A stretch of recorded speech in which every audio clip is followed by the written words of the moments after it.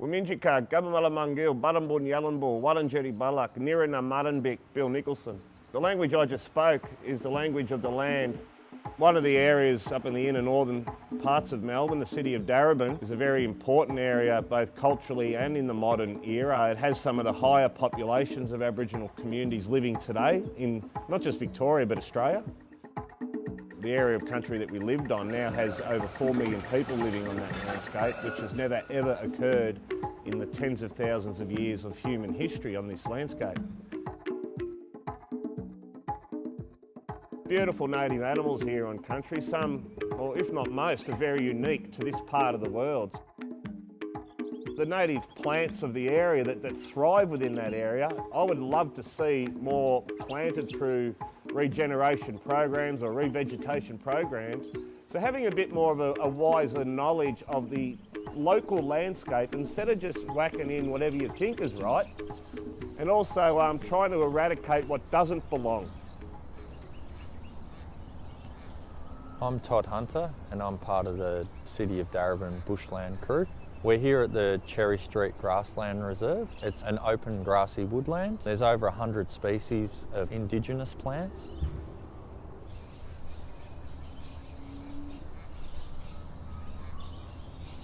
Yeah, so you've got your garden plants which, you know, kept in the garden, they behave in a certain way, but once they escape the garden and end up in the bushland, then they can behave very differently and take over the reserve, displace a lot of native vegetation and cause a lot of environmental damage.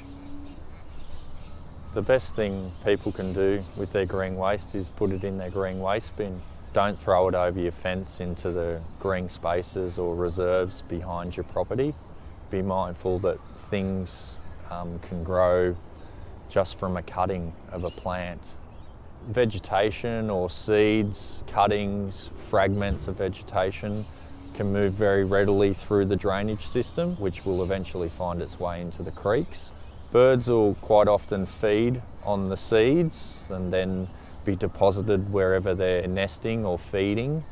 I love that, you know, we're in the middle of Melbourne, yet we've got this beautiful bushland, really holding on to, trying our best to keep it what it would have been before the roads and houses.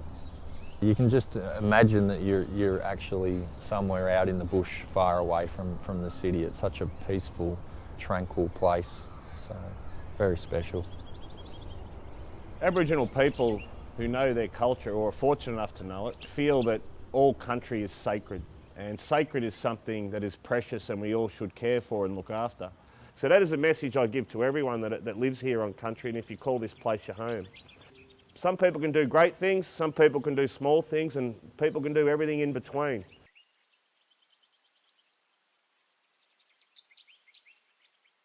My name is Leslie Fraser and I'm a long-term member of Friends of Mary Creek and have been involved over the last 20 years with this Mary Park wetland.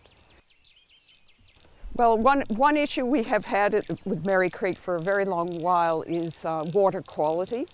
Given a history of noxious industries along the creek, Mary Creek Management Committee had the vision that if we could put in actual billabongs, be an ephemeral wetland, this could be excellent habitat. We opened the wetland in June of 2000 with over 200 community volunteers. Volunteering in hand weeding and in planting of indigenous species has been absolutely vital, because this wetland faces enormous challenges because we are so close to suburban backyards where all kinds of weeds can easily come in. We also attract in people who have just been walking their dogs by and see what's going on, and they like to come in and learn about the plants firsthand, things about nature that you don't learn in a suburban environment. All of our activities are up on the Friends of Mary Creek website and in their newsletter.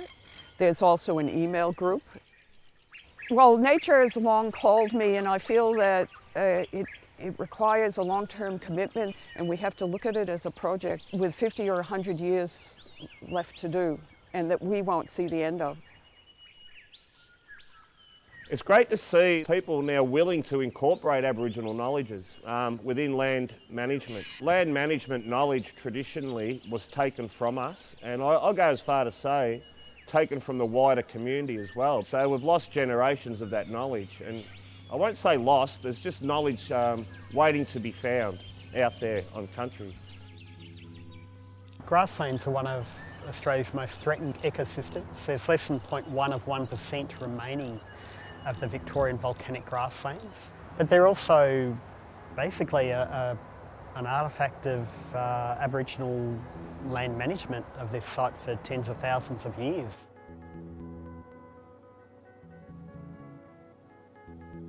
My name's Brian Bainbridge. I'm the Ecological Restoration Planner at Merri Creek Management Committee. So this is Yarri grassland, which it's been recognised over many years now that the most diverse native grasslands are those that have a continuous history of regular burning. Without burning, even the grasses become so thick and full of dead material that they begin to rot and die away. Fire is always going to be an issue that's going to raise concern for community. Smoke and ash that's created after a burn. For one thing, there's a lot of community outreach and engagement with the neighbours and with the police and council. We do as much as we can to avoid creating those nuisances. We've now been burning here for over 20 years, so we've had a chance to fine-tune how we do burning. Burning creates lots of fresh grass and open space, which a lot of animals actually require. So burning a section of this grassland each year creates ideal habitat for the kangaroos, that ability to remain within the landscape. So even small fragments like this around Melbourne are actually highly significant. And I've been able to be a part of many exciting projects to diversify the flora, to reintroduce species that have become rare in other parts of the country, and to bring the stories of this and share them with other people.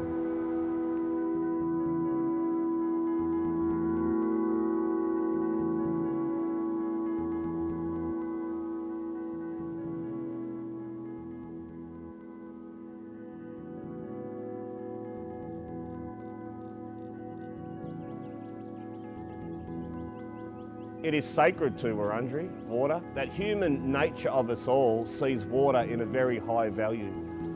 If we didn't have it, we wouldn't be here. This planet would just be another dead planet like a lot of the ones that are out there.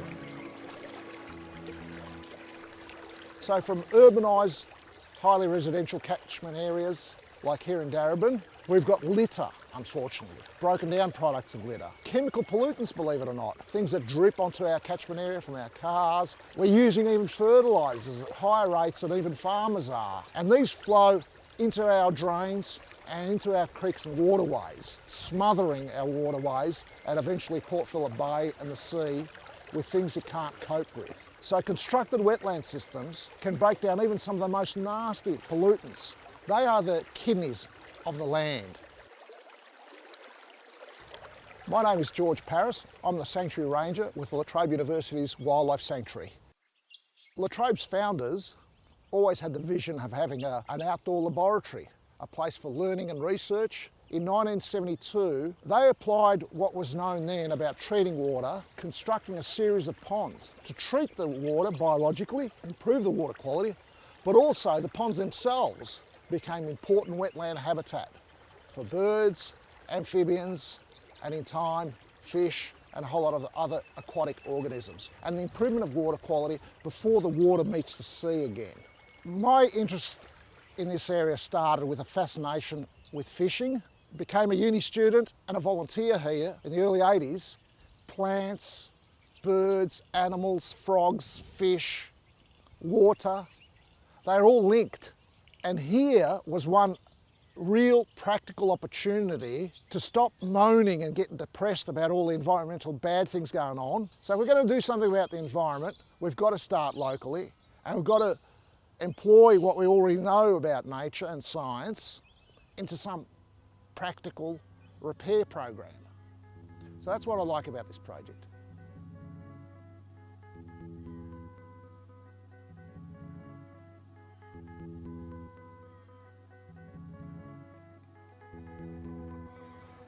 Now there was three very prominent men on the John Batman Treaty, the Doorstep Treaty, the first and only attempted treaty here in Australia.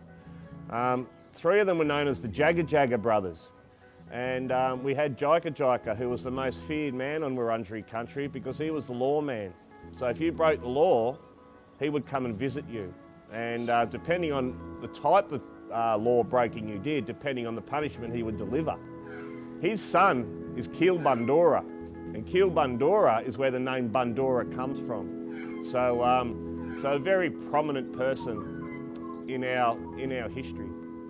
See, when we talk about values in today's world, you know, it's very hard to, I suppose, consider a value unless it's got a dollar sign connected to it. So what other values are out there?